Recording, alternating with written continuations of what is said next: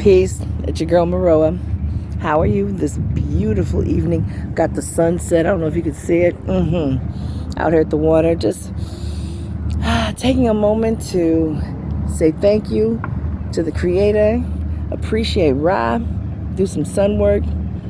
And have a little conversation about a form of abuse called emotional manipulation, aka being guilted, BKA getting finessed. I mean, come on. Let's just be real about some stuff. We've all been through it, and we've all done it. I thought that I wasn't someone who emotionally manipulated. How many times have you screamed on somebody to intimidate them and force them into doing something? How many times have you cried tears to make somebody feel sorry for you, or to get your mom to stop spanking you, or whatever, right? Kids have tantrums and they manipulate. Women get sexy and use a certain tone to get what they want. Emotional manipulation. Men could beat you one day and, oh, honey, baby, sweetie, and treat you with love and care. Emotional manipulation, right? Guess what? The government emotionally manipulates us. Industry emotionally manipulates us. The economy is built on manipulation. Like, there's so many forms of manipulation that we've almost become desensitized, or we just don't understand that it's going on. Well, guess what? You, number one, can cut the cycle. You can stop it right now with yourself. I mean, listen, I was disgusted when I realized I'm a manipulator. And a good one, too. Listen, some people have turned a phrase. I just saw a flyer, and it said something that was like forcing people's hand to come to a sale. Like, what? Emotional manipulation. Look, they want you to give money for pets. They put the sad puppy out. Guess what? Emotional manipulation. Dogs do it. Your neighbor does it. Everybody does it, right? But I decided I'm not going to be held hostage or captive by somebody because they feel like they want to emotionally manipulate me. You have to decide to cut the chains and stop being a slave to someone else's whim and fancy. You understand? If you don't want to do something, just say no. If you don't want to go somewhere, you don't need to give an explanation. No, thank you. You don't even have to be rude about it, right? This is the truth. This is what we're dealing with here. Listen, you don't want to buy something, you just don't buy it, right? Just because the commercial comes on the television, does that mean you got to go and get the Whopper, or you got to go buy the car? No. And that's the same thing with your friends and your family. You love them. Your coworkers too. You love them. You have to deal with them, but you do not have to be manipulated by them. It is okay to say no. It is okay to set boundaries. It is okay to say, you know what? I choose me. I choose me. Emotional manipulation happens in churches. I just saw this documentary where they said that the church played certain chords in their songs to evoke emotions, sadness, despair, and hope, even to get you to come back, be a part of their congregation, give money.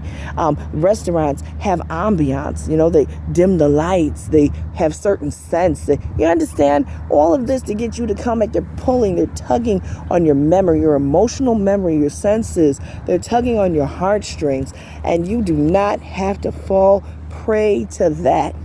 Just say no. By the way, you may have people who you've decided you're not effing with no more. Guess what? You don't owe them an explanation. Now there's some self-help things I've been looking at, some videos, some books. You don't owe them an explanation. Who is it for? Is it for them, or is it for you? You don't have to hear their I'm sorries. Because guess what? Does it take back what happened? No. Do they even mean it? You don't know. But guess what? Once something happens, things are never quite the same. It's good to want to feel appreciated. You do want to hear that somebody understands what they've done to you. But who is it really helping? Really, honestly, if you want to walk away from your sorority sister who was just a backstabber, then walk away from her. You don't owe her anything. You understand? It's not like you have to give a 2 weeks notice or tell them 3 months in advance that you're gonna be moving out. It's a sorority sister. If you, for some reason, stop talking to your cousin because I don't know, she was a thief, or you just don't like her vibe, you don't have to tell her why. You don't owe her that. You owe yourself peace. Listen, if you have friends that you used to be ace boon coons with 30 years ago and you don't talk to them anymore, it is okay. It is okay to walk away guilt-free, scot-free, with no explanations and no reasonings and no closure for them, as long as you got closure for you. It sounds selfish, may even sound mean, but it is self-preservation, and I suggest you get you some. So look, it's getting breezy and the sun is almost gone, which means the temperature is dropping. Look,